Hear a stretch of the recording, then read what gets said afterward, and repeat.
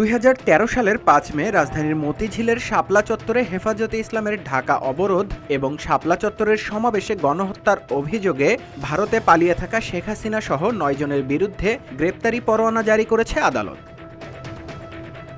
আন্তর্জাতিক অপরাধ ট্রাইব্যুনালের দেয়া এই আদেশে শেখ হাসিনা ছাড়াও আসামিদের মধ্যে রয়েছেন সাবেক স্বরাষ্ট্রমন্ত্রী মহিউদ্দিন খান আলমগীর, গণজাগরণ মঞ্চের মুখপাত্র ইমরান এইচ সরকার, সাবেক আইজিপি হাসান মাহমুদ খন্দকার ও বেনজির আহমেদ।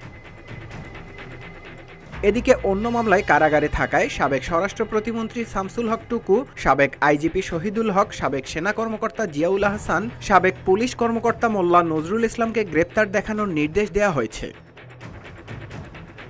এছাড়া আগামী 12 মে তদন্ত প্রতিবেদন জমা দেওয়ার জন্য নির্দেশ দেওয়া হয়েছে। এর আগে গত 27 নভেম্বর শাপলা চত্বরের ঘটনায় হেফাজতে ইসলাম শেখ হাসিনা সহ 50 জনকে আসামি করে ট্রাইব্যুনালের প্রসিকিউশনে অভিযোগ দাখিল করে। 13 দফা দাবিতে 2013 সালের 5 মে হেফাজতে ইসলাম মতিঝিলের শাপলা চত্বরে অবস্থান নেয়। এরপর শাপলা চত্বরে আইন শৃঙ্খলা বাহিনী অভিযানে মাদ্রাসা ছাত্র ও পথচারীদের উপর গণহত্যা চালায়। পরে লাশ সিটি কর্পোরেশনের গাড়িতে করে নিয়ে গুম করা হয়। নিউজ ডেস্ক, রূপালী বাংলাদেশ।